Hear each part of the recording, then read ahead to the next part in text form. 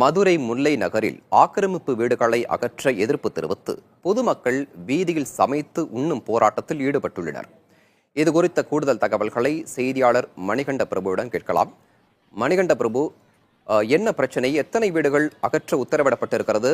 மக்கள் வைக்கும் கோரிக்கை என்ன?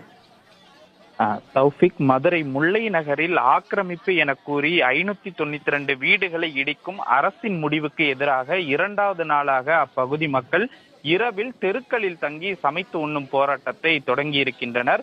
மதுரை மாநகராட்சிக்குட்பட்ட பிபி குளம் பகுதி, முன்னாள் இராணுவத்தினர் குடியிருப்பு ஆகிய பகுதிகளில் 500க்கும் மேற்பட்ட குடியிருப்புகள் இருக்கிறது. இந்த நிலையில்தான் பிபி குளம் கம்மாய் ஆக்கிரமிக்கப்பட்டதாக கூறி நீதிமன்றத்தில் வழக்கு தொடரப்பட்டு நீதிமன்ற உத்தரவுப்படி 592 வீடுகளை இடிக்க நீர்வளத்துறை நோட்டீஸ் ஒட்டி இருக்கிறது. இந்த நிலையில்தான் வீடுகள் இடிப்பதை எதிர்த்தும் அரசு தங்களுக்கு முறையான பட்டா வழங்க கோரியும்